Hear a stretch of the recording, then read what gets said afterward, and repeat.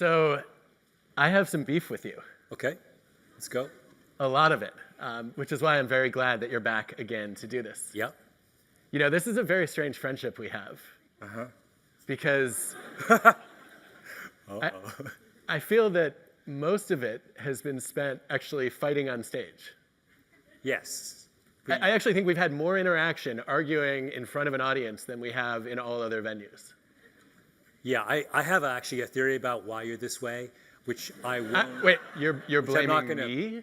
Yeah. It's all about you. I don't. I'm not going to share it now because it's inappropriate. But I will. I'll tell you later about what my explanation is. I don't know what to do with that.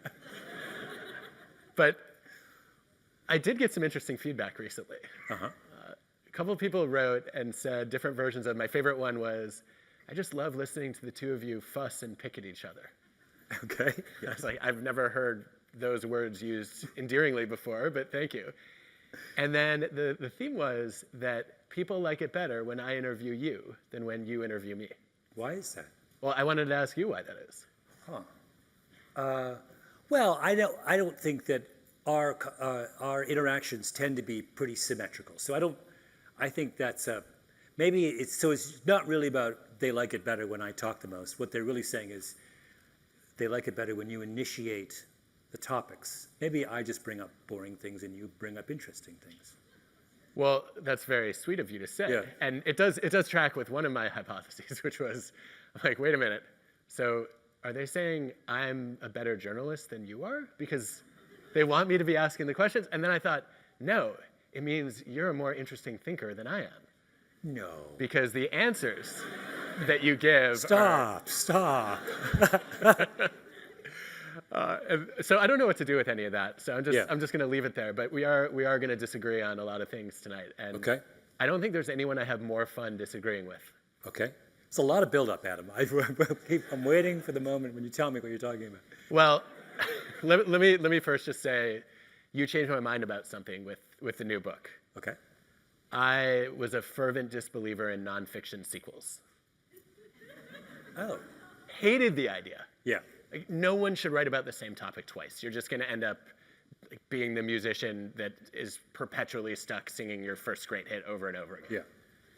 And you made me rethink that. Oh. I actually thought this book was worth writing and worth reading. Yeah. Thank you.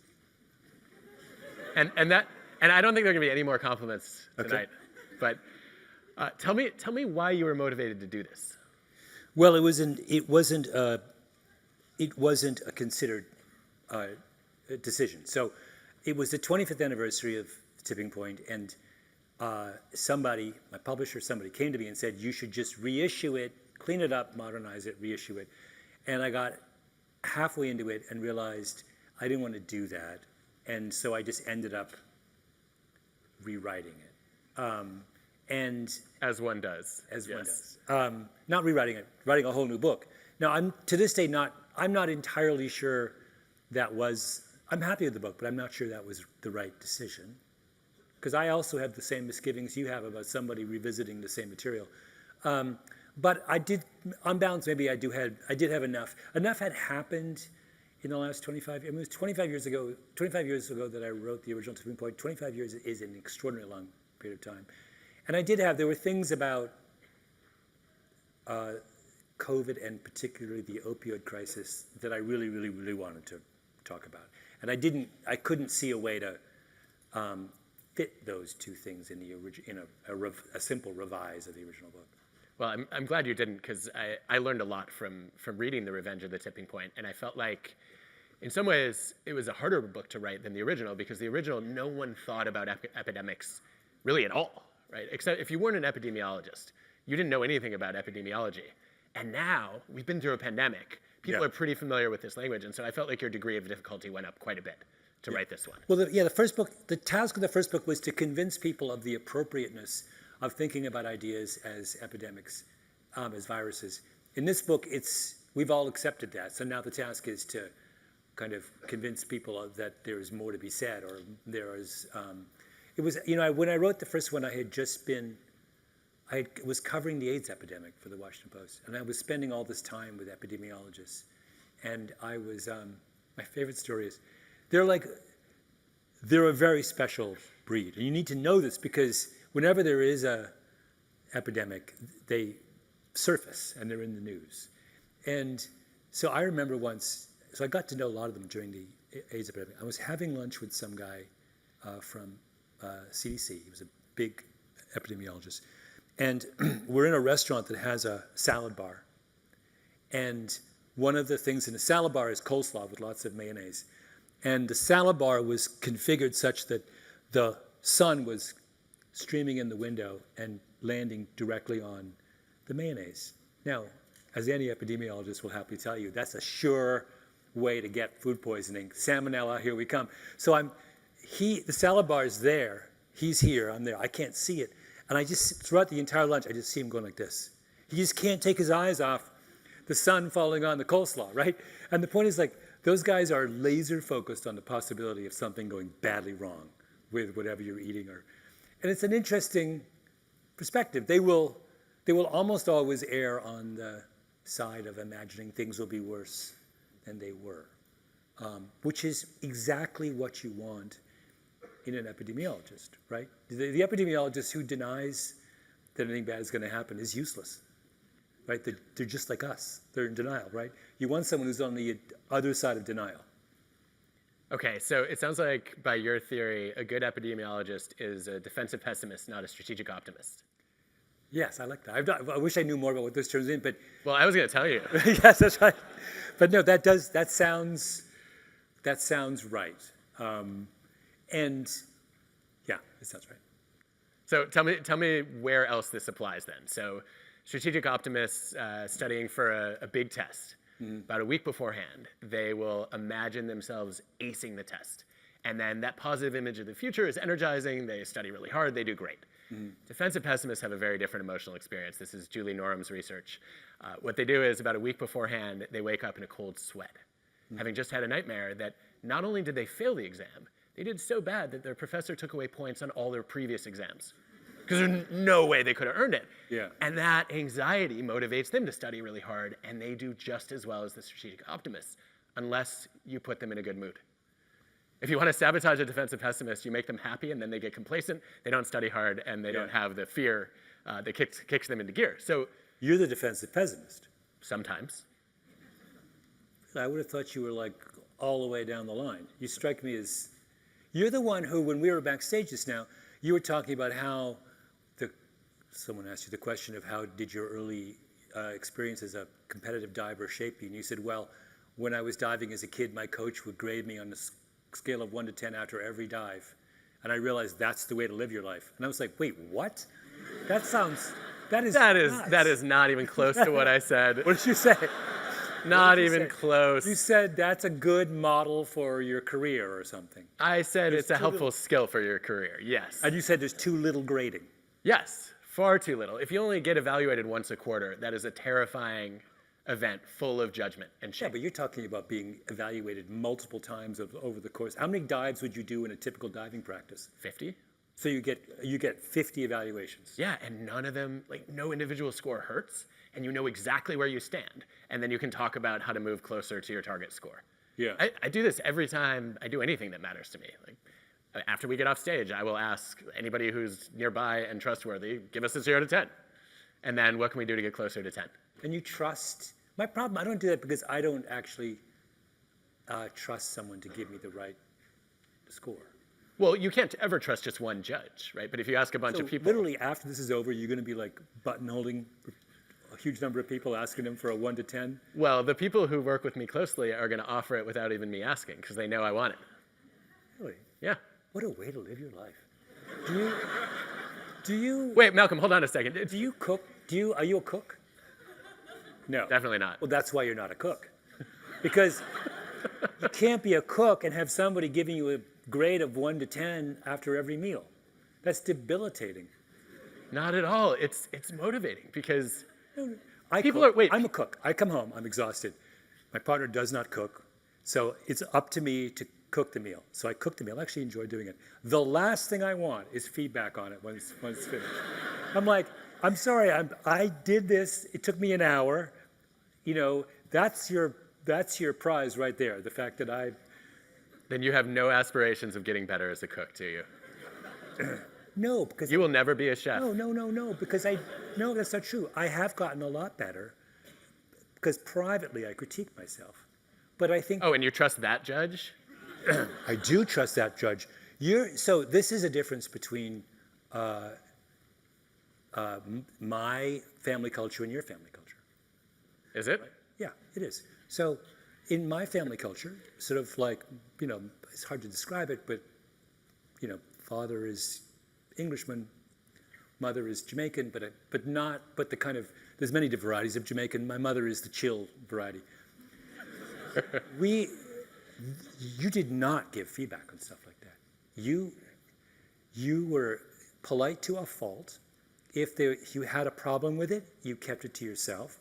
And it was up to the person. This is actually, you know what this is? This is a version of this thing that I really love. The difference between, the difference between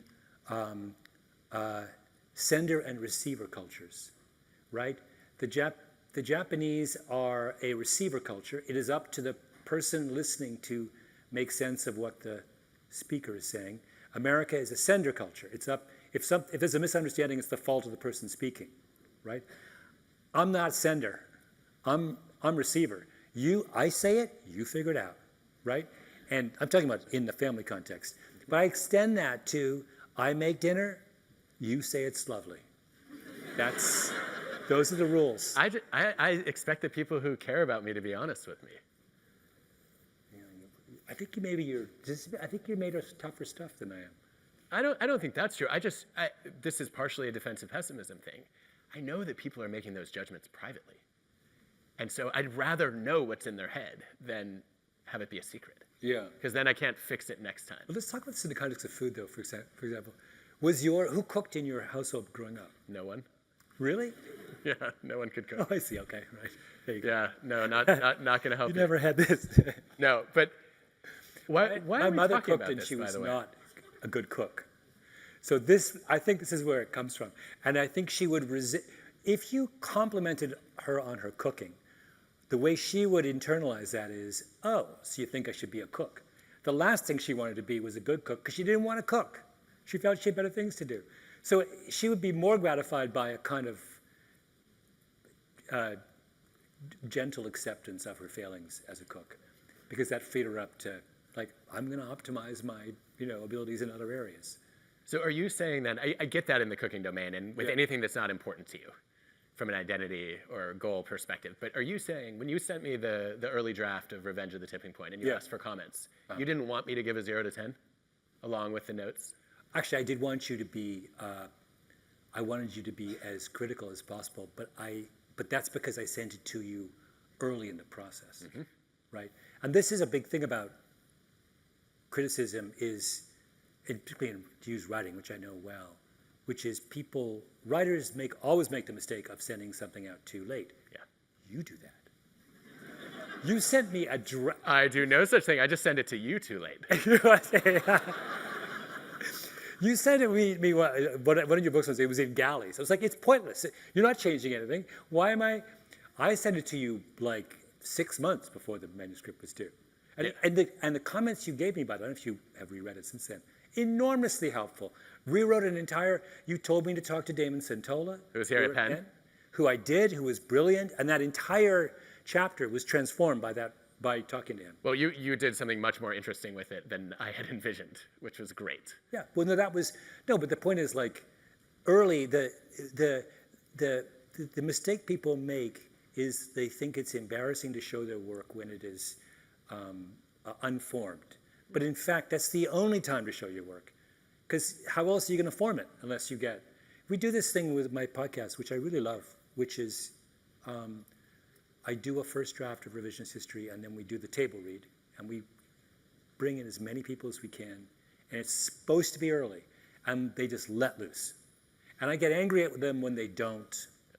I go around, what do you think? Like, tell me. Like, and because I think people think that they don't have standing to weigh in on someone's writing if they are not themselves experienced writer. But I think that is the exact opposite of the truth. You actually want someone who's not in your little world to be giving you feedback at that level. Disappointed to find we agree on that. Yeah. I think, though, that what happens with people who are not experienced writers in particular is they will often give you solutions that are not right for your problem. And so I find that sometimes they jump too quickly to, here's the thing you need to do to fix this. I'm like, why are you giving that suggestion?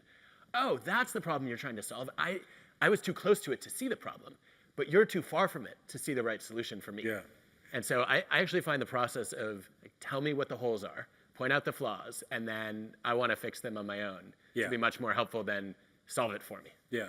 No, I agree with that. Although sometimes when they give you a solution, it's useful for the next book, right? The other thing about feedback or criticism that people get wrong is just because the criticism and feedback is for a specific project that's on the table doesn't mean that that's all it's relevant for. It's really helping you in the kind of grander project of your work going forward. So this goes to what I think is the meta theme of the Revenge of the Tipping Point, which is self-correction. Yeah. We live in a world that does not do enough of it, where people are afraid of it, where people base their entire professional careers on avoiding it. Why are you so enthusiastic about admitting that you're wrong? That's a good question. My dad was.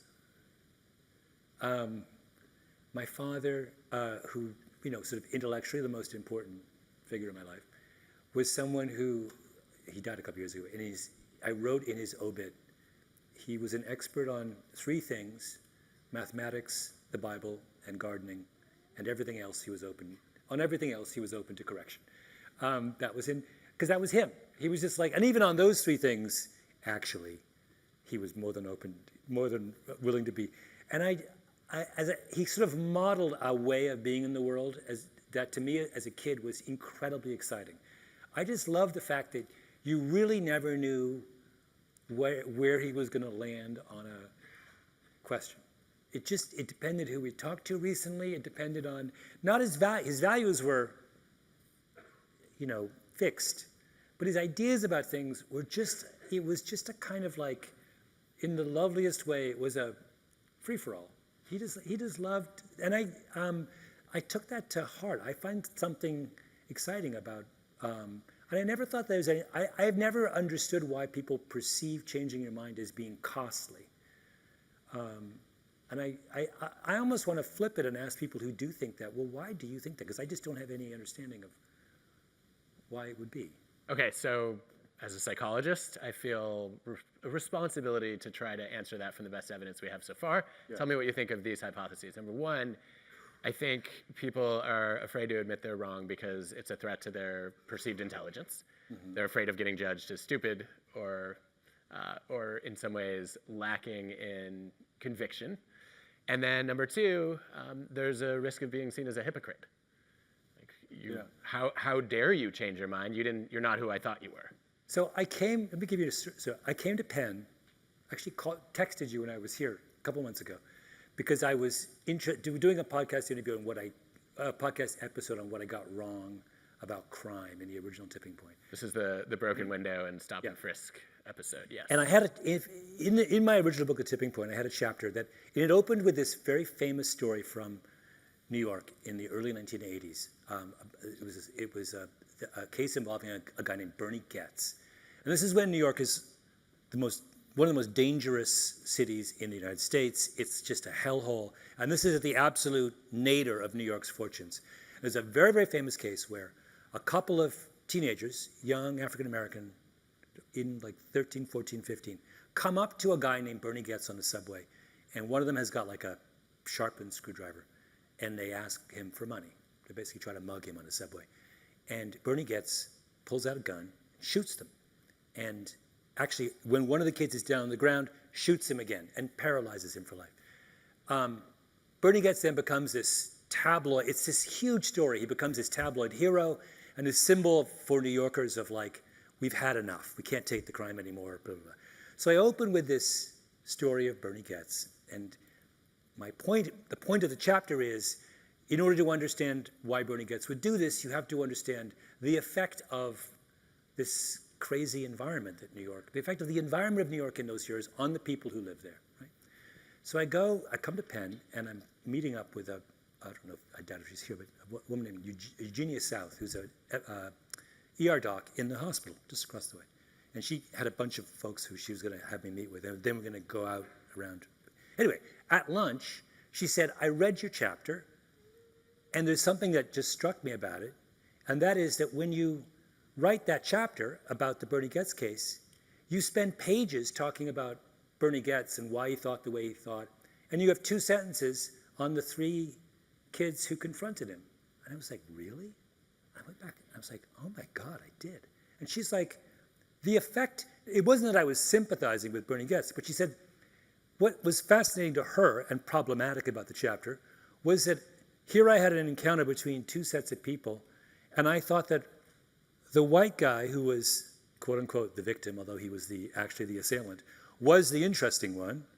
And the black kids, 2 sentences, I just kind of wrote them off and didn't return to them again. And she was like, that's why you got it wrong, right? That's what she was saying. You got it wrong because you bought into a narrative that said that the white people of New York were the victims of what was happening in those years, and the black kids were just stand-ins for criminals. I was like, Jesus, that is, my first thought was, whoa, that is about as devastating a criticism as anyone has ever made of something, particularly since I am half Jamaican. I'm not like I wouldn't have thought I would have fallen into that trap, but I did, right? Now, it never occurred to me, though, that criticism she wasn't saying that I was stupid, right? She was saying that you were blinded by something when you wrote that book. And she was also saying it to me 25 years later, and the test of whether I was open or intelligent or whatever was in how I responded to her, not in what I wrote 25 years ago, right? That's the way I never thought I was being personally threatened by that. It was devastating. I've thought about it a million times. I want to find every copy of The Tipping Point out there and just rip out that chapter. It's mortifying. But it doesn't diminish me as a person, does it? That when I was 36 years old, I fundamentally misunderstood or was I don't know. So that's just the way I thought about it. She's offering me an opportunity to redeem myself by pointing out what I did wrong. I love that framing. I think, though, that there's there's a difference between saying, okay, I want to learn from this and not make this kind of mistake again and even correct the past, and saying, you know what would be more fun than that?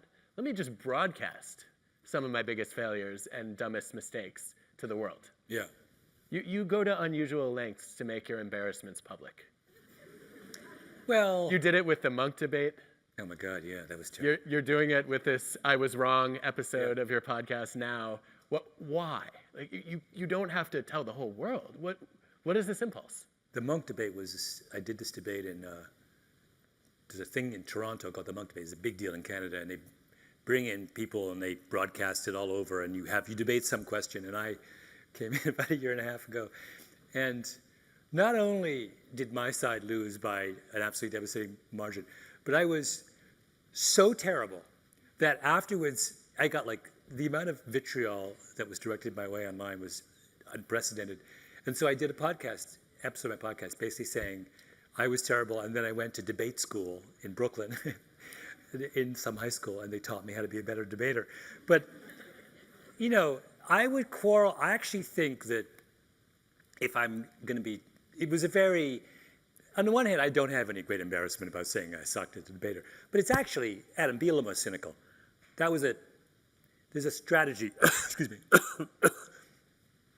If it's out there that you were embarrassing and terrible, the best thing to do is just embrace it and own it, and then just say, wow, I was bad, and here's how I'm trying to get better, right? You might as well, you can't run away from it. You have to kind of Maybe. I don't know. The fastest way to make something go away is just to say I was wrong.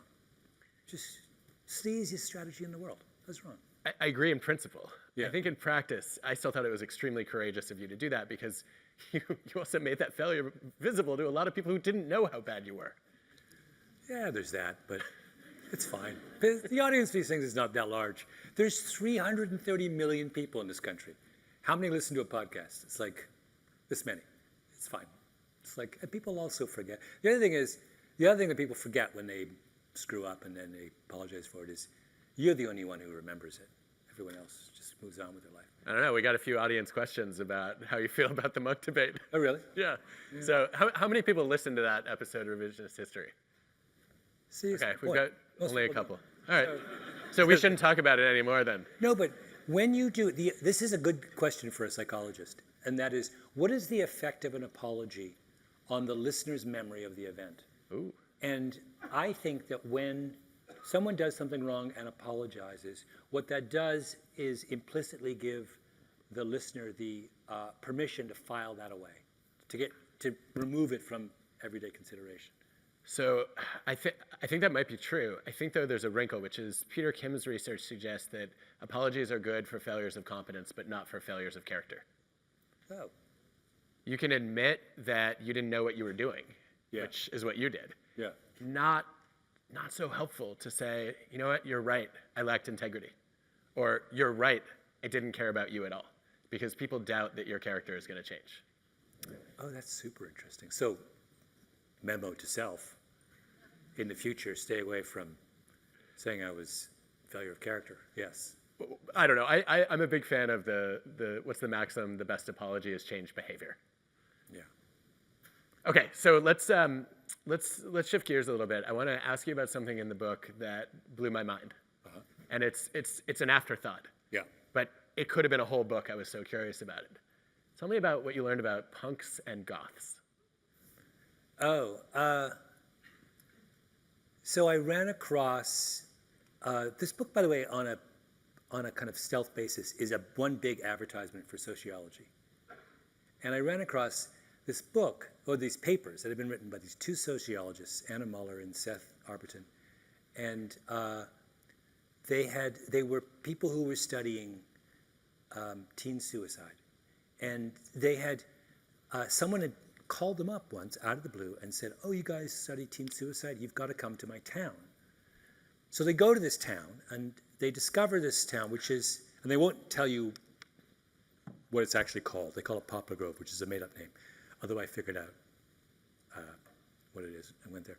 But they go there, and they discover it's this perfect upper-middle-class enclave. It is gorgeous. It is got the best high school in the state. It's got everyone loves each other. It's a close-knit community. There's like hiking trails and multiple playgrounds. And I mean, literally, you go there. When I went there, I was like, oh my God, this is the dream. And they discovered that this high school at the center of this community had been in the grip of a suicide epidemic for 10 years or more, like a really, really, really serious one. And they couldn't figure out how to stop it. And their conclusion was that one of the problems that led to this suicide epidemic was that the high school and the town was a monoculture, that it was a school where there was only one social group that had any kind of standing. And that social group was, I'm a great athlete, I'm an incredible student, I'm super attractive, and I'm going to go to Penn when I graduate, right? And that if you didn't fall into that very, very narrow definition of success, you were a failure, right? So you set up this situation, and not only that, because it's a monoculture, when one person in that realm falls tragically, takes their own life, it can race through the whole community. There's no natural kind of barrier. Anyway, so I'm talking to one of the Seth Arberton, one of the two researchers, and we were comparing our own high school experiences. And his point was, he grew up, I think, somewhere in Chicago or something, or New Jersey. He's like, in my high school, there wasn't one social group, there were multiple social groups. And the effect of that was that everyone who came to the high school could find their own place, right? So you had the goths and the punks and the jocks and the geeks and the what have you, like the classic 50s high school typology where it doesn't matter how weird or dysfunctional you are, there's a home for you. And that was true of my high school, right? And I suspect it was true of most people's high schools, that there are these. And I had always thought of this as a problem with my high school. My high school was so resolutely non-achieving that, 20 people out of my graduating class went to college every year, or university every year. Like, and I always thought, oh, that's like a, but I didn't realize the extent to which having multiple different kind of pathways for students would be protective. And that's the kind of, this is such an interesting insight that comes out of there. Because also all along the same lines, what they were coming up against, if I asked you off the top of your head what kind of community or high school would be prone to a suicide epidemic, you would say, oh, it's probably a place where the kids feel isolated and anonymous, where there's no strong sense of community, where there's no support for, we have a whole list of things that we think put kids and communities at risk. And their point was, this high school was the opposite of that. Yep. It had every support in the world, and that's what made it so problematic. And you're right, it could have been a whole book. Wrapping your mind around the paradox, this is the kind of be careful what you wish for paradox. That the parents moved to that community because they thought they were leaving these kinds of social problems behind, and instead they created an even bigger one. Yeah, I thought it was shocking also because we think about building a strong culture. And the idea is we should have no factions, no fault lines. We want everybody to buy into the same values and the same interests. And you're saying, wait a minute, there is a dark side to that kind of uniformity. Yeah. Now, some really interesting questions come out of that. One is this kind of diversity that we're talking about, is it specific to high schools or to schools? Or are we talking about something that will be true of all organizations? Like, do you want your army battalion to have multiple factions who are, I don't know. I mean, I don't know the answer to that. I don't know whether, it's clear to me that it's very, very problematic to have a monoculture at a time when kids, adolescents are trying to find their place in the world and come to develop some sense of self. But I think that pattern holds at different stages of life. I'm thinking of a Barron and Hannon study of biotech startups. Hundreds of biotech startups where you look at the cultural blueprint that the founder had. And some of the founders are hiring on skills. They want to know, can you do the job today? Others are hiring on, they're looking for star potential. Are you going to be a genius tomorrow? And then there's some that put culture fit above everything else. And it turns out, if founders put culture fit first, their startups are dramatically less likely to fail. And significantly less likely. Culture fit wins in terms of startups surviving and then going public. Yeah. But then after they IPO, the culture fit firms grow at slower rates. Oh, that's interesting. And I think what's happening there is early on, when you have a really clear mission, it's very helpful to have a bunch of people who are bought into that. Yeah. But then once you become a bigger organization, you end up too homogeneous and you have a lot of groupthink and it becomes harder to change and innovate. Yeah. Yeah, this notion of, I come back to this idea a lot in the book about, I'm in some sense in the book, and some part of the book, trying to understand what we mean by diversity. And so another big chunk of the book is dealing with, diversity is a matter of numbers, of having it's not just about having people who are different within an ecosystem or a community. It's about having the people who are different in sufficient numbers such that they can be themselves and can change the culture of the group that they're belonging to. And that's the work of the pen of Damon, Damon Centola, that I was citing. He was very interested in numbers as well. And that's I found that really, that notion that diversity is really just about numbers, about people being present in critical mass, is the one idea about diversity that is so routinely ignored and suppressed. People want to make it about symbolic representation. And symbolic representation is as bad as no representation, not as bad, is it? It's almost as bad as no representation at all. That you can't, and so one thing I've changed my mind about is, before writing the book, I was deeply suspicious of the use of quotas in any context. Now I'm totally down with quotas. Fine, deal with it. It's not like the other side wasn't implicitly using a quota all along too, right? What is segregation in the Old South? That's a quota. The quota is 100%, but it's still a quota, right? It says so I don't understand why we have this aversion to just saying, look, there is a difference between having, one woman on a corporate board and having 3. There's a difference between having, one non-white person in a community and having 5, right? Why do we not want to acknowledge this fact and to go on pretending that it's just about some element of symbolism? Well, I want to talk about this in the context of college admissions, a topic that you've never ranted about before. Yes, no, it's and have no controversial views on. Before we do that, though, there's a quick aside on the punks and goths in particular that I thought was so strange, which is you wrote in the book that that people who dress like punks and goths are shy. Yes. Well, I found this completely counterintuitive. So explain it, and then I want to see. There's a paper on it. I had to send you the paper. I found a paper by someone who said the reason you would dress up in a way that is disconcerting to lots of other people is that you don't want those people to talk to you, right? So you're shy. So one way, if you're shy and you look super approachable, people are going to come up to you and talk to you, and you're going to be really bummed out, right? Because you want to be left alone. The better strategy, if you're shy, is to look so outlandish that people avoid you. Right? How's that hard? That's easy. Here's what puzzles me. But no, this is not compute. Here's why. Shyness in psychology is a fear of negative evaluation, especially by strangers. So if you're afraid that people are going to judge you negatively, why would you dress in a way that guarantees that they're going to do that? Oh, no, because then you take the uncertainty off the table. Right? Like, think about it.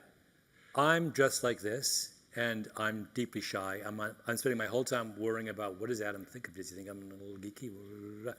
But if I came in full-on goth gear, the uncertainty's gone. I'm like, I know that Adam can't stand the way I'm looking, so we can get on to other things. We can have a real conversation. You're saying that there's a group of people who would rather have certain rejection than face the possibility of not being liked. I can't believe I am telling a psychologist this fact. Absolutely. That's what people do. I mean, that's just a kind of extension on a classic self-sabotaging strategy, right?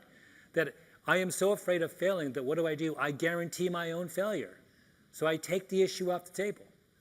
Never thought about that socially, only academically and professionally. Yeah. But you're right, it is an extension of self-handicapping.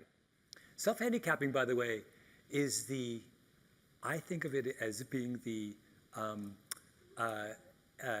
most underused explanation. I think it's everywhere. I think it explains so much of the world. In fact, if there was one psychological kind of insight that I wanted to take with me to explain the world, it would be that. Do you all know self-handicapping theory? Okay, explain. No, you're the psychologist. No. I want to know why you think this is everywhere. The gist of it, as I understand it, is, like you were saying, you're afraid, let's say you're going to take an IQ test or a difficult math test, and you're afraid of finding out that you weren't smart enough to do it. So what do? You don't start studying until the night before, or you don't study at all. And then if you fail, you can say, well, I didn't try. And you don't have to face the threat to your fundamental aptitude. Yeah. Which is why, why I think sports are such a useful thing to be engaged in as a kid, or any kind of activity where some kind of daily investment is necessary, because it is a mechanism for thwarting self-handicap. You can still self-handicap. So if you're a member of your high school cross-country team, there's a whole ecosystem that is sitting there working to prevent self-handicapping on the part of anyone on the team. You go out every day and you run together, and there's an ethic that says you don't get wasted the night before a cross-country meet. Like, they really take one self-handicapping possibility after another off the table. You can't, if you don't train before a big meet, you get kicked off the team. Like, it's not like you can't, so they stop you in the path of so those kinds of activities where it becomes very difficult to imagine how we would self-handicap, self-sabotage, I think are really, really useful in your life. Well, by that logic then, it sounds like you think we should admit lots of athletes to Penn and other Ivy League schools. Yeah. Well, because they've had a chance to go through those character building experiences. Adam. We have had this conversation many times. I have nothing. In fact, I'm the one, I think it was with you, who said once that I thought I would like to admit a freshman class into an elite school, and my sole criteria would be that everyone should be able to run at least a 6-minute mile. I think it would be cool, like just have everyone in the freshman class be a great runner and just see what happens. Like, I don't know, be kind of interesting. No, I have nothing whatsoever. I think athletics are absolutely essential to being a, healthy, fulfilled, whatever human being. But I don't think you need to be good at it, right? I was going to do this, but I've said enough on this subject. But I got really fixated at one point with looking at the members of the Caltech track and field team. And what is hilarious is... Caltech has a track team? Caltech has a track team. So in your universe, Ivy League universe, the track team is filled with people who are very, very, very, very good, right? You guys go out and you recruit really, really good athletes, and you give them all kinds of incentives to come here and cut them a break on admissions, et cetera, et cetera. And the assumption is there's something lovely about having athletes in your midst, but, those athletes have to be elite, right? So Caltech also likes it when people are athletes. They think that makes for a better student, more well-rounded, but they do not require those athletes be elite. So when you look at the Caltech track and field team, they are so slow. It's hilarious. I could have made the Caltech track team as a freshman in high school. But here's the thing. They're right. That if you're a slow miler, you get all the benefits of being a runner that you get if you're a good miler. This fixation with being good at it is just preposterous. No, all the benefits of being an athlete are the discipline, the camaraderie, the balance to your day, the physical fitness, I could go on and on and on and on. You don't have to be good to have any of those advantages, right? Leave it to our favorite Canadian to replace meritocracy with mediocrity. No, Adam, no, because I'm also a meritocrat. I'm a meritocrat when it comes to the principal function of universities, which is the education and the construction of sophisticated intelligence. It's not about sports. If Penn wants to decide that what we really want to be is a feeder for all the professional sporting associations of the world, then fine, then it matters. But that's not what your stated purpose is. Your stated purpose is to produce a class of intellectuals who go out and change the world. So don't get distracted by someone's 1,500-meter time. I think you have this completely wrong. I think, okay, so you have gone on the record saying that the key to success in a career is to be good at things that other people aren't. Well. Right? Okay. Right? Did you not just say this? What do you just? At the 92nd Street Y. In reflecting on my career, yes. It was my observation in the various stages of my career that one should always zig when other people are zagging. Great. Okay, so now.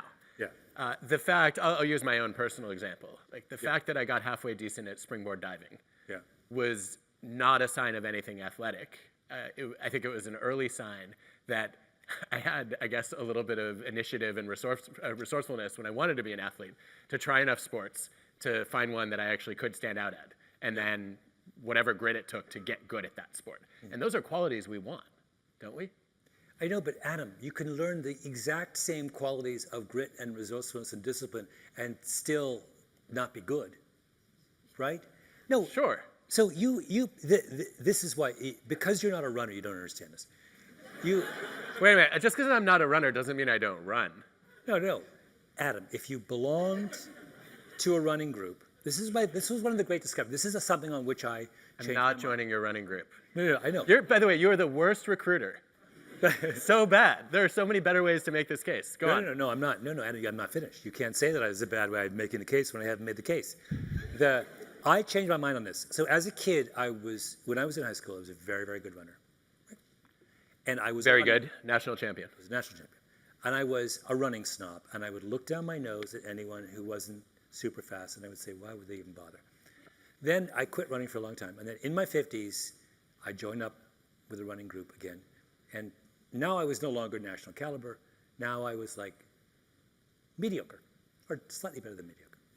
And I realized the beauty of mediocrity then. I realized running was way more fun. I realized I had a connection with everyone else that I never had when I was super good.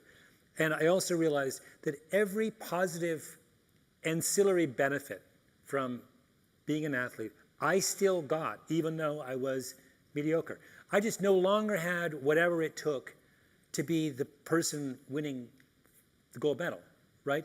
But that doesn't mean I couldn't, happily participate in all of the benefits that come from running. Those Caltech runners, they are disciplined. They train every day. They take running really seriously. They get nervous before racing. They're in really excellent shape. They're just not any good. And that's fine. It's beautiful, right? Like the universe of people who are not any good, but can still get all of those benefits from doing a sport is this big. The universe of people who are super good is this small, right? Why would we get obsessed with this like the 4 people who are amazing and neglect the 1,000 who can be pretty good and get all the same benefits? I'm not saying we should neglect them. I'm just saying that one of the better predictors of future behavior is past behavior. Yeah, but no, so when it comes to university admissions, do I think it should be a check mark in your favor if when you apply to an elite school, you demonstrate that you have participated in some kind of athletic activity that requires discipline? Yeah, absolutely, 100%. Does that mean you should deserve a break at admissions? No. And B, they should be blinded to your times.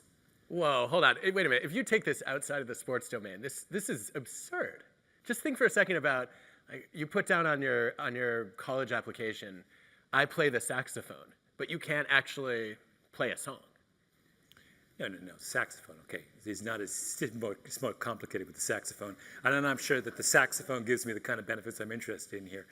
Let's put saxophone aside. I'll give you... You just threw the entire marching band under the bus right now. No. But you don't give breaks at admissions to people in the marching band. Not breaks, but we want to count their excellence as a signal. And I do too. But you don't have to be Louis Armstrong to get independent if you play the trumpet. No, but we also don't want you to be doing the saxophone equivalent of jogging when other people are running.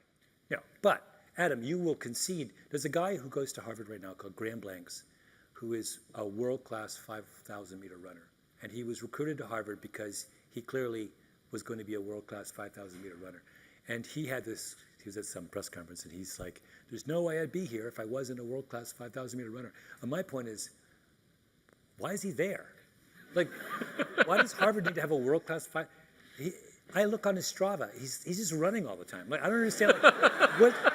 Who needs to go to Harvard to run up and down the Charles every day for 3 hours? Like, this is just ridiculous. Like, just having some kid who just wants to run 6 miles a day, that's fine.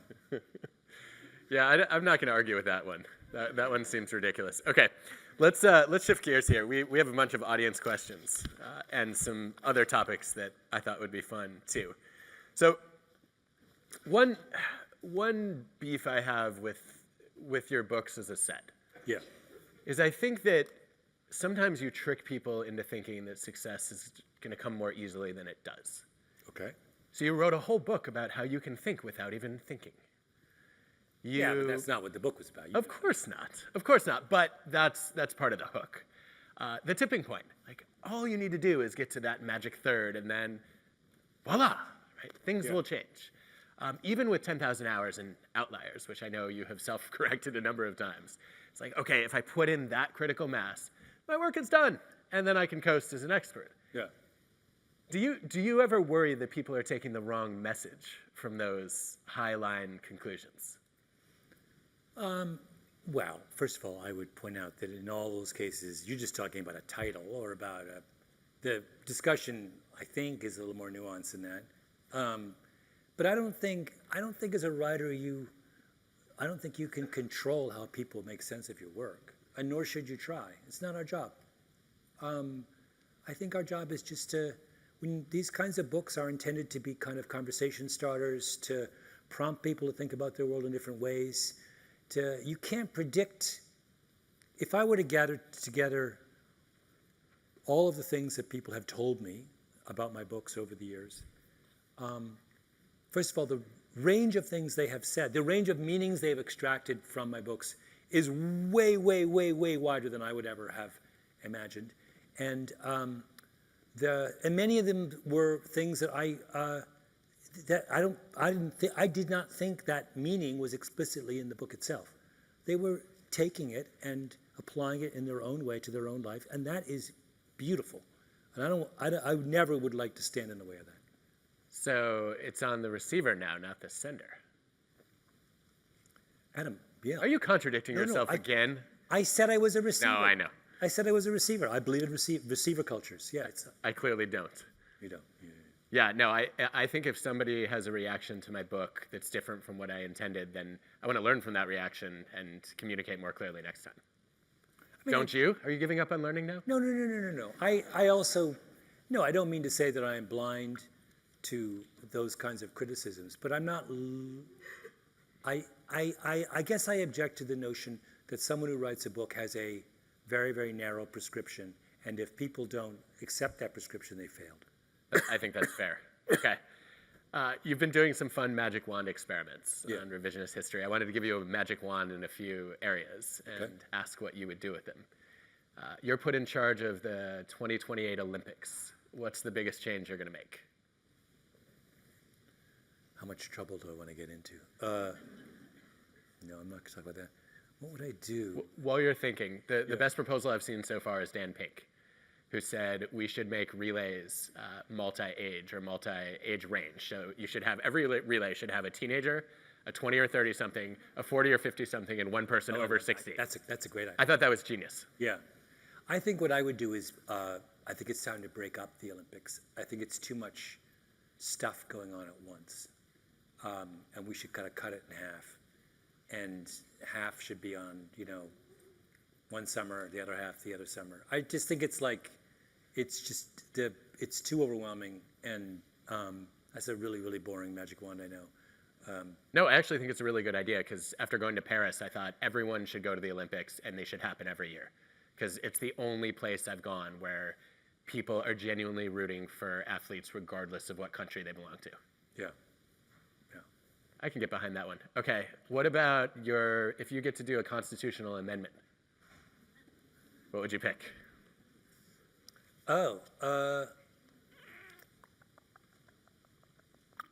Constitutional amendment. I'd probably get rid of the Constitution if I We might have to send you back to Canada for that one. No, I've never really understood. I find the Supreme Court really, really, really problematic. I don't get why 9 kind of seems to be like not randomly chosen, but not chosen with any degree of kind of get so much power over the way we live our lives. I just find it, something in me rebels against the idea that many of these people you wouldn't even invite into your home. They're so weird. They all have exactly the same. They all went to Yale Law School, as far as I can tell. One of them didn't. They all went to Harvard or Yale, and then we got one person from Notre Dame, which just, again, having 8 people from Harvard and Yale decide your life seems to me odd. Not necessarily a good idea. I don't know. Sounds like Supreme Court reform more than throwing out the Constitution then. Maybe, yeah. But the whole reason the court exists is to opine about this thing called the Constitution, which was a document created by a bunch of white guys 250 years ago. So even that just strikes to me as being weird in some way. Do you have an alternative? I mean, you could have, the English had legislative supremacy for, much of their history. Turned out pretty well. I think people tend to overestimate the extent to which our liberties have been protected by the Supreme Court. They do as much harm as they do good. And usually when they do something good, it's because the society has already moved in that direction. They're after the fact, not before the fact. And the backlash to their rulings is often worse than I don't know. And when I look at something like the Brown decision, I find it really hard to call the Brown decision a success, because segregation did not go away. It came roaring back. It's still with us in many real ways. Having that court case delayed the political machinery from systematically and thoughtfully addressing what segregation really is and how to fight it. I just think it was a disaster. The whole thing was a disaster. It's like, you really want to walk around America today and tell me segregation's over because of brown? It's nonsense, complete nonsense. So like, what is this charade about then? If the most celebrated Supreme Court case of the last 100 years is a sham, then what's the point? I don't know. I'd be happy with that. Wow. That is a book I'm eager to see you not write. Yeah. You know what my favorite magic wand thing? Can I preempt the magic wand? This is not mine. This is my friend Lily has this idea, because we were talking magic wands once. Her magic wand to fix all human problems. So this is the big magic wand. If there's one thing you could do that you think would have the biggest positive effect on the way we live our lives, she said, everyone in the world puts their name in a hat, and you pull out a new name, and you have to live in that person's house for a year. It's fantastic. It's fantastic. So you have no idea where you're going to end up, and you got to do it for a year. We just scramble the whole system for a year. And don't you think that if we, I mean, obviously, that would mess everything up. But assuming you could do this, don't you think that'd be an incredibly useful exercise? Everyone gets ripped out of their comfort zone for like a year. What I like about it is that it forces you to imagine a real life version of the Rawlsian veil of ignorance. Oh, tell me. So those who aren't Rawls fans, like, the test of how just a society is was, would you accept a place in it if you didn't know what that place was? And it turns out, like, people really, by that standard, they really want to live in Sweden. Yeah. Not so much the US. And the idea that you could be dropped into anybody's life, I think, makes the staggering inequities that we have in this country a little bit harder to stomach. It would solve, one of the weird things that I've always thought about privileged people, rich people, is the asymmetry of complaint. So you would think, wouldn't you, intuitively, that the biggest complainers in society would be those on the bottom, and the people who complain the least would be those on the top, right? And you would think that as people acquire wealth and privilege, they should whine less, right? They have less. For example, if you have $1 billion, you should be completely indifferent to your tax rate. You've got $1 billion. Why do you care what your taxes are, right? Or like, if you've got $1 billion, why do you care if someone wants to build an apartment building next to your house? Just buy another house. You have $1 billion, right? But this is not what happens. It's the reverse. It strikes me that people on the bottom don't complain that much at all. And all of the complaining takes place at the top. And the closer people get to the top, the more they complain, right? I've never in my life, I remember once reading about this English hedge fund guy who, super rich, and he moved, he made his, but if he lived in England more than half the year, he would have to pay English taxes. So he went and established his place of permanent residence in like one of those little islands off the Scottish coast, I forgot what they're called. They're tiny, nothing, it's just sheep. And he chose to live, he's a billionaire, he can live wherever he wants. He was so upset about the prospect of giving up some of his money that he left his family behind in London and went to live, 160 whatever days a year in like the Shetland Islands or something like that. It's like, I just thought, that is the stupidest man I've ever met in my entire life. He is rich and has forgotten that fact and is behaving as if he has no money at all, and who has organized his entire life around a complaint, right? Why? Anyway, this asymmetry. But anyway, my point is that making everyone live somewhere else for a year would, I think, solve the asymmetry of complaint problem. Maybe, or it might just intensify the existing structure when people get back. We forget very quickly. Just counting down the days to when they can move home and then they can whine some more. I don't know. I worry a lot about. I think that people who are disadvantaged in a system. This is Jost and Banaji system justification theory. Are they sometimes have a hard time rejecting the system, and they end up kind of blaming themselves and blaming the victim. And then when you're at the top, you tend to have either pre-existing high expectations or rising expectations. You're used to being heard. And you also have this virtuous victimhood opportunity of saying, well, like if I want people to think that I'm great, like I don't want to do the work of actually being great. So instead, like I'm going to air my grievances like every day is Festivus. And then people will feel some empathy for me. But my point is I understand all that, but why can't they just enjoy the fact that they're rich? You should ask them. I should. It's a kind of. That is a book I would enjoy seeing you write. Yeah. Okay, let's shift gears to a lightning rounds. I wanted to ask you to try something you recommended a few years ago, and we have yet to do on stage. Okay. Which is, I'm going to give you a couple names, and you're going to give us a quick riff on them. Okay. Okay, first one is Caitlin Clark. Oh. Do I have anything interesting to say about her? If not, pass, and I'll go to the next one. Pass. Okay, Taylor Swift. Do I have anything interesting to say about Taylor Swift? She's the only, back in the day, we had a multitude of communal experiences as a society, things we did together. Everything we watched on television, we watched together. Routinely, TV shows in the 70s had half the country tuning in. Now we're down to like Taylor Swift. We've gone from like 100 of those experiences a year to like one. That's an awfully heavy burden for one person to carry. It's a great segue to the next name, Beyonce.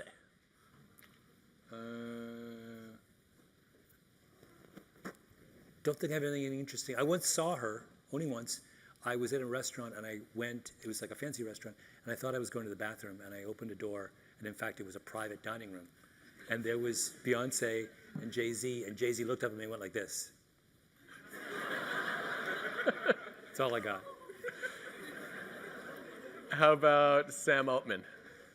Sam Altman. I have no understanding whatsoever of AI. All I will say is that in my experience, the people who, in Silicon Valley, who push hard for new innovations, always pretend they have paid attention to the implications of what they're doing, and they never have. So I've stopped believing he or anyone like him has spent any time thinking about what's going to happen when they roll this thing out. Well, that's uplifting. Okay. Let's take a few of our audience questions here. One question is, have you ever thought about writing fiction? Yes. I tried to write a screenplay once, and it was a disaster, but I enjoyed it. And I would like to write a spy thriller because that's all I read. Okay, on spy thrillers, why? I heard you say once that sometimes you stop reading before the end. Oh, all the time. What is wrong with what? The whole point of the thriller is to find out the twist at the end. No. Yes. The whole point of the thriller... Malcolm, I don't think you understand the point of a thriller. No, Adam, here's where you're wrong. The whole point of a thriller is to delight in the little act of magic that the writer creates at the end of the book, where they've set up a puzzle and they resolve it, right? And the reason you read your 300 pages to get to the end is you want to participate in that magical moment. If you suspect that the magic is not going to happen, there's only one rational response, and that's to bail. Get off the train. The train is going to crash. Get off the train. Could not disagree more strongly. You finish things even though you think it's going to be a disaster. No, I get off the train on page 20. I don't read 295 pages and then say, I've realized. No, I'm much more hopeful than you. Also, I suspend. But wait, why would you trust the author for 295 pages and then say, you lost me, I'm not going to do the last 5? Because the hard thing is the last 10 pages, right? There could still be a possibility that this magic could happen on page 290. It's still real, but there comes a point where you're like, oh, it's not happening. Like when they kill off a character who, in your own mind, you're thinking this person is central to the. I've invested deeply in this character. I'll tell you. I'll give you an example of this, where I violated my own rule, and it was a novel. Oh, I've forgotten what's it called. It was a novel that everyone loved. It won every prize. The Goldfinch. No. It was like 2 years ago. Oh. It's a novel told from a variety of perspectives about New York in the early 20th, late 19th century, about a banker, trust, a fantastic book. And then the guy has all these wonderful balls in the air. And then in the end, he's just like, and they all fall on the ground. I was devastated, but I loved that book. And then I got to the last 10 pages. It's like, how is he going to do it? How is he going to do it? And then the guy just like lost interest in resolving. I would have been better off if I'd stopped 10 pages from the end. Absolutely be better. I would have told you to read Trust. Because I listened to the end, I'm now denouncing Trust in front of an audience of would-be readers. I just think if you have enough faith in an author to make it most of the way, you ought to roll the dice on them for the conclusion. But you quit after 20 pages sometimes. If I don't like the book, yeah. Otherwise, I'm just escalating my commitment to a losing course of action. Are you the guy who gets up in the beginning of a movie and walks out? Depends how bad the movie is. Wow. Adam, you pull the trigger quick on these things. I mean, why would you waste your time? There are lots of great books and It's movies an out there. hour. Wait. It's an extra Says the hour. person who's complaining that your biggest regret is you don't have enough time. That's true. That's true. And by the way, have I mentioned that rich people complain a lot?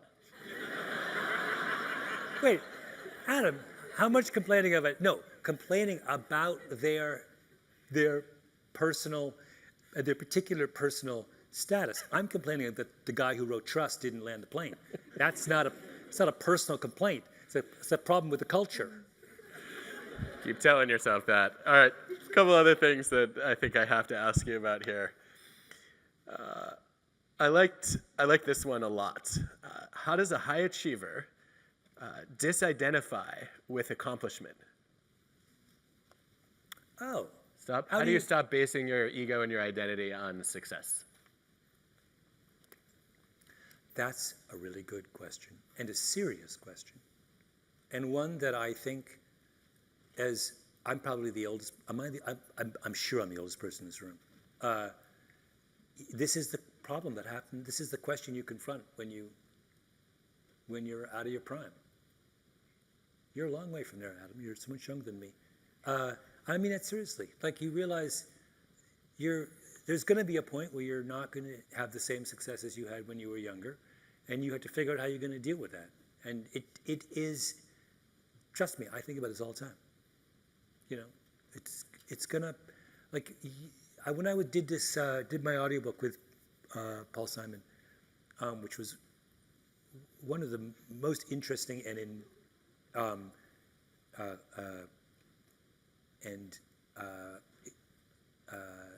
important experiences of my career. He, in a roundabout way, talked about this a lot. Like, what happened? You know, what happens to you when you know, he was the biggest pop star in the world for 10 years, and he kept it going longer than any one of his peers, and has had a resurgence at the end. So in many ways, he's fought it, but he's had to fight against this very thing. You know, what happens when I'm no longer what I once was? I don't know. I don't have a good. I think it's the central question of getting old. You don't have an answer to it, or a point of view on it, at least. I mean, I suppose I do. I mean, you have to begin to sort of diversify your. I once read a paper years ago, and I have no idea whether it was true, but a guy was trying to figure out. There was this whole active literature in the 60s about why people got colds. So some guy at Pittsburgh who did all this work. Do you know this work? You're nodding. It's really interesting. Not well. Because the thing about colds is they're incredibly variable. Some people get a lot of them. Some people don't get them at all. So the question is why? And he did these lab experiments in which he would infect people. It was like, and in one of his findings was that the more social worlds you belong to, the fewer colds you got, which is kind of paradoxical, because the more social worlds you belong to, the more people you're exposed to who might give you a cold. But his point was, no, that's not the real reason. That's not the lesson. The lesson is that you get a cold when you are, in some sense, defeated physiologically, and if you belong to multiple social worlds, you have way better defenses against that kind of defeat. So if you have a terrible day at work, you still have the choir you belong to, and you still have your kids. If you have multiple social worlds, you have multiple ways of getting, and if you have one world and it's just work, when that goes badly, you have nothing, right? And I sometimes, it was one of the earliest, this work was done in the 70s. I remember it was one of the very, very first scientific, when I was discovering the world of social science and stuff. This was one of the very, very first things I read. I just remember I was just the thrill of encountering like a really, really cool idea that had not occurred to me at all. And two, like all of the things you could do with that idea, because it's incredibly interesting. That anyway, I guess one response is I need to develop more worlds as I get older to kind of defend myself against the inevitable dimming of the day. Which you have, and I should say that tracks also with the psychology of the self. I think about self-affirmation theory, I think about self-complexity theory, huge bodies of research showing that if you put all your eggs in one identity basket, if that basket spills over, then it's devastating. Whereas if you have a diverse set of values and groups and goals, then it's a lot easier to tolerate a threat to one of them. Yeah, it's one of the reasons why I think one of the most under-remarked upon shifts in American society over the last couple generations is the decline of church-going. I just think it's huge. I don't understand. So for a couple thousand years, everyone went to church of one kind or another. And all of a sudden, in the last generation, not everyone, but almost all of us stopped. How can that not be a hugely consequential shift?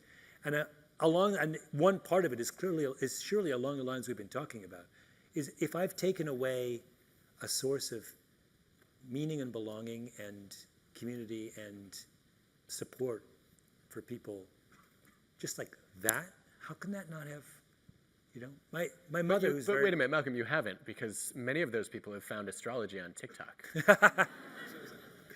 I look at my mother who is 93 years old and is doing fabulously. That's the story of her life. She is someone who she's actually a very interesting case study because she's an identical twin, and her twin stayed in Jamaica and had a relatively a much narrower and less dense social world, just by virtue of living in Jamaica. My mother constructed for herself in Canada a very, very dense social world. They're both exactly the same age. They are identical. When I was a kid, I confused them. That's how identical they are. My aunt is suffering from dementia, quite advanced. My mother is, if you talk to her, you'd think you're talking to a 40-year-old. So this is another twin study. There you go. But it's just about my mother had always had multiple social worlds to sustain her. And when one fell away, she added another.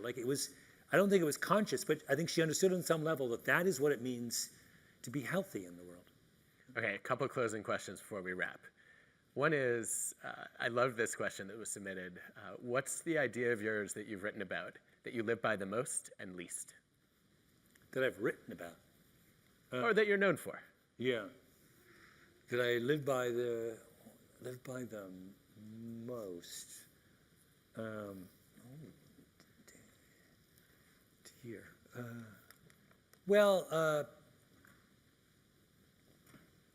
This is going to sound trivial, and it is kind of, but it's also kind of not. I once did a podcast episode where I was talking about lists and how everyone has lists. There was a time when everyone was doing top 10 lists. I was like, I have a list. I only ever drink 5 liquids: milk, water, tea, espresso-based beverages, and red wine. That's it. I never deviate. And people made a lot of fun of me for this. But I believe this very strongly, that things like that, arbitrary acts of self-discipline, are enormously clarifying. Everyone else, when you go to a restaurant, they're like, oh, what should I have? Do you want to have a drink? I don't want to have a drink. Should I have this? I'm like, it's totally clear.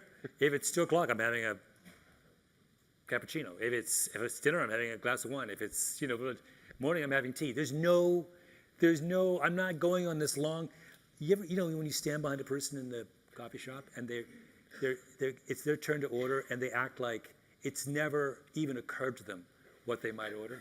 This drives me bananas. You're in a coffee shop. How is this hard? How are you somehow oh, what should I? And then there's someone with them invariably, and they have a long conversation about what they should have. You walked into a coffee shop. What are you doing here? It drives me nuts. I want everyone to have these rules. I just think but you can have it in a variety.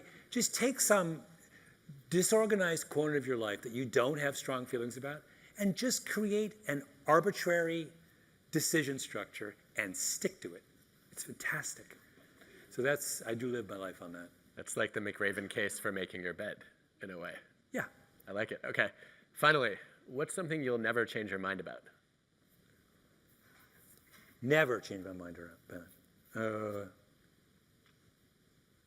don't know. It's very hard to say. How can I say that?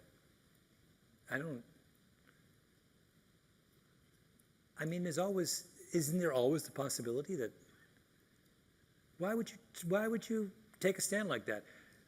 No, I don't think there's, I don't think there's anything I wouldn't change my mind. How could it's why would you even admit it if you did have something you wouldn't change your mind about? That's embarrassing. Well, I don't want to call you formulaic or predictable, but I did write down no as my expected response to that question. Well, Malcolm. Wait, is there something you would never change your mind about? Well, probably. I know what I would never change my mind about. Oh, so you're going to right here contradict yourself. Yeah. You're changing your mind about what you won't change your mind about. I will never change my mind about the observation, the belief that my daughters are cute. They're cute. Aww. They'll always be cute.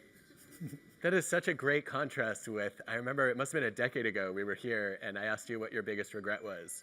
And you got sad, sadder than I've ever seen you before. And you said, if I could do it over again, I wish I'd had children. Now I got two. Yeah, no, it's the, it's a whole new thing. Yeah, so there are things we don't have to change our minds about. Yeah, you know what I love? I know there's so many things that I discovered at this late stage about parenting. My favorite thing about parenting is that there is no such thing as an original statement about parenting. Every observation, including that one. Including that one. Every observation you make about your kids has been made 1 billion times before. So it is removed. In every other area of our lives, there's always this pressure about originality. It's been removed. So you can just say stuff, and you know that no one's ever going to challenge you on it. No parent, if you talk to a parent about something that your kids have done, and you say, so they did this, no other parent ever says, no way. Never. They always say, yeah, that happened to me too. And it's fantastic. You're in this universe where there is only consensus, right? Everything's yeah. They're impossible. Yeah, they're impossible. They don't listen to me. Yeah, they don't listen to you. It's amazing. If we had a conversation tonight about parenting, that's all it would have been. It would have been the most boring conversation that we've ever had. It would just be back and forth, me agreeing with you and you agreeing with me. I don't think that's true, because you don't have a third child yet. Yeah. Should I have a third? Well, I can't answer that question. I feel like you should probably talk with Kate about that. Yes. But what I will say is the jump from 1 to 2 was much easier than we expected, after 0 to 1 being much harder than we expected. And then 2 to 3 is what? Well, so we assumed it would be even easier. Yeah. It wasn't. And everybody said it was because, you have to play zone defense now. You're outnumbered. Yeah. No, that's not the problem. The problem is math, specifically combinatorics. Oh, you mean that they have not an infinite, but a much greater number of alliances they can form? There was only one relationship between kids to manage before, and now there are 3 just because we added 1 more. Oh. And so any pair can be not getting along at any given time, and nobody warned us about this. So this is an original parenting complaint. Oh, well, no, but once you've stated it, we're all in agreement. That makes total sense. Wait, what number are you in your family? 1 of 2. Oh, I'm 3 of 3. So I was the great complicator, I guess. Yeah, I'm sure, in more ways than I can count. Well, as always, this has been just a complete blast to have you here. I love the way that you play with ideas, and I'm really thrilled by the number of times that you were wrong tonight. Yes, I am too. For some reason, it makes my day. As it should. Thank you, Adam. Thank you, as always. Woo!